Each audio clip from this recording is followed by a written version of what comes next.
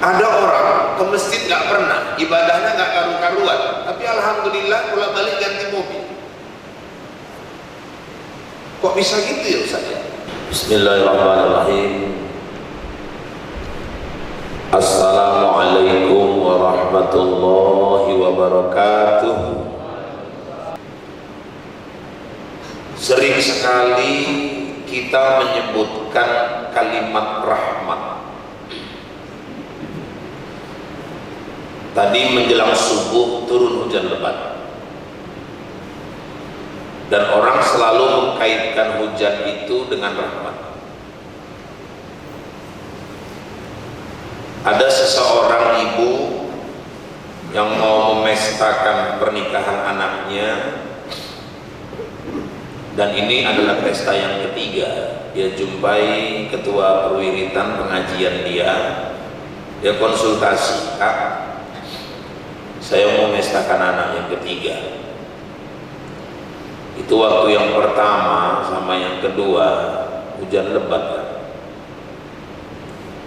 Padahal udah pakai pawang, segala macam pawang itu dipakainya, pakai cabai merah, merica, kadang-kadang garam sama gula dicampakkan ke langit. Hujan lebat juga, karangan bunga pun berterbangan.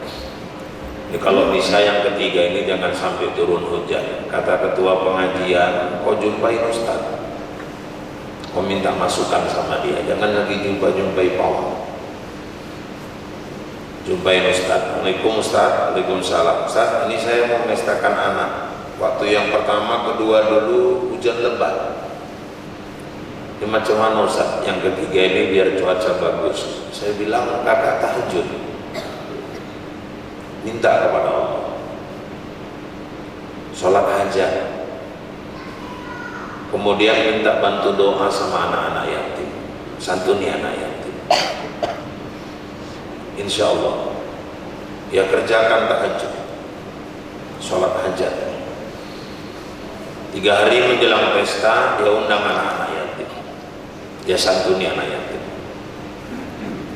Pas hari H, alhamdulillah cuaca cerah. Pagi hari itu langit begitu terang. Masuk jam 1 agak gelap sedikit. Adiknya pun mulai didekatinya kakaknya, "Kak, mulai gelap Kak." Udah kok diam aja muncung kau, aku udah minta tolong sama Ustaz, bantu doa, aku pun udah tahajud. Jam 1 gerimis kan, udah tepung tawar itu, gak usah banyak kali cerita. Jam 2 hujan selebat-lebatnya. Kan hujan lebat kan, si kakak pun bilang, macam mana lagi, namanya pun rahmat Allah, katanya.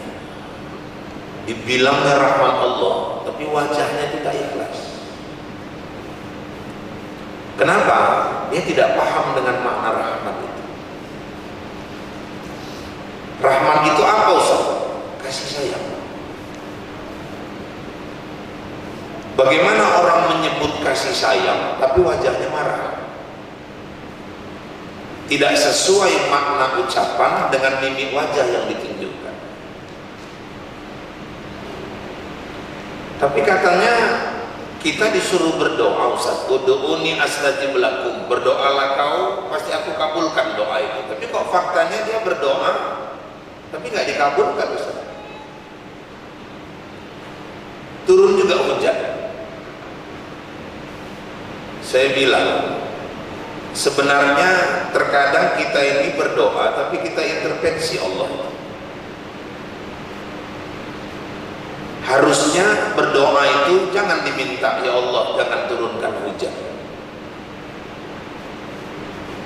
Kenapa? Alam ini sudah dia yang mengatur. Kadang pesta, ya Allah ini pesta yang ketiga, ya Allah jangan turunkan hujan, ya Allah aku mohon sekali. Waktu yang pertama, kedua dulu lebat kali hujan, ya Allah. Ini yang ketiga, sekali-sekali aku minta tolong, ya Allah. Kalaupun hujan juga tipis sekali lah pergaulan, ya Allah. Ini berdoa Pak, macam sebaya aja kawan. Jadi bapak-bapak, ibu-ibu, mestinya kalau kita punya hajat begitu, apa doa kita Ustaz? Ya Allah ridhoi hajat, cukup. Kalau Allah sudah ridho, hujan lebat pun digerakkan orang datang sampai orang bermandi. Tapi kalau ridho Allah sudah dicabut, terang cuaca bagaimanapun, nggak akan sampai juga orang bermandi.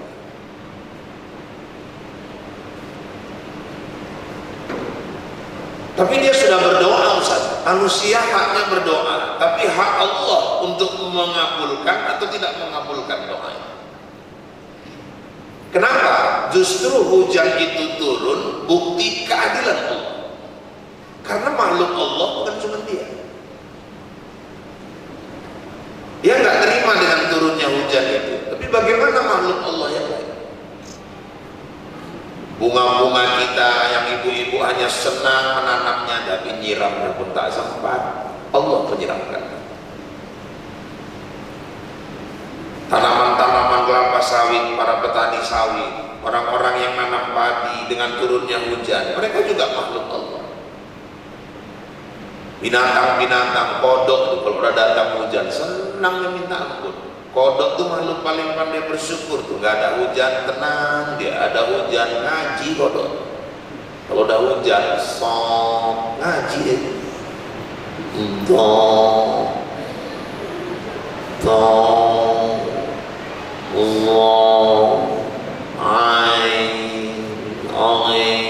Nah itu kodok-kodok yang masih ikrar.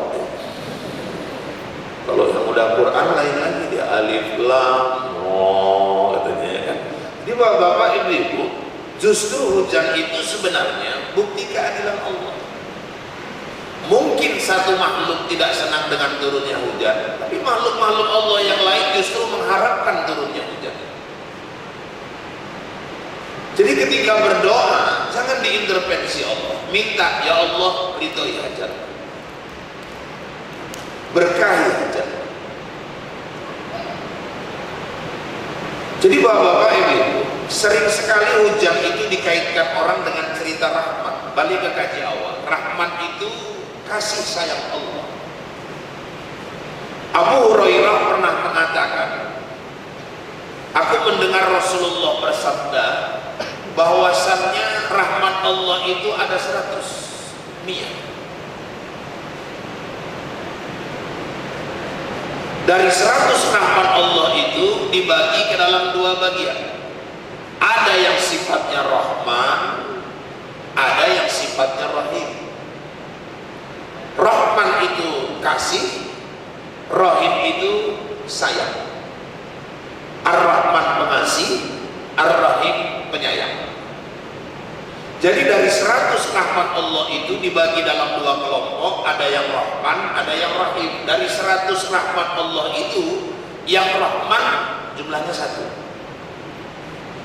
yang Rahim 99. Jauh sekali.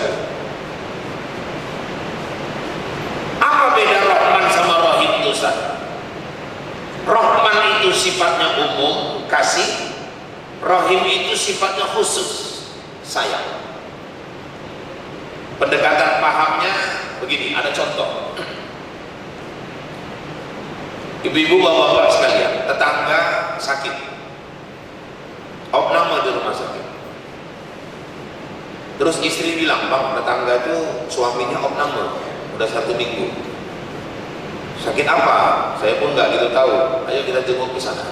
Ayo berangkat. Sampai di rumah sakit, masuk, menuju ke ruangan. Dari jendela ruangan itu nampak orangnya duduk, lemas, pasang infus, oksigen, tatapan matanya kosong. Terus apa kata kita? Kasihan ya Pak. Istri bilang kasihan. Gak pernah istri kita bilang, bang, aku sayang kali nengok lakinya itu bang.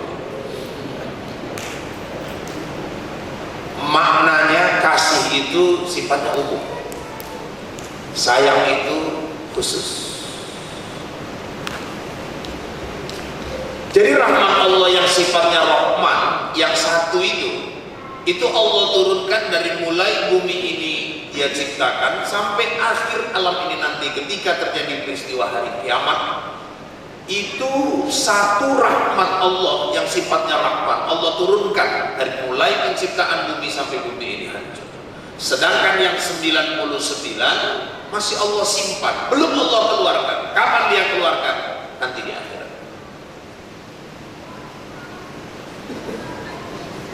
Jadi air yang kita minum, udara yang kita hirup, cahaya matahari Allah, nasi yang kita makan, segala kenikmatan dunia ini ternyata itu baru satu dari 100 rahmat Allah.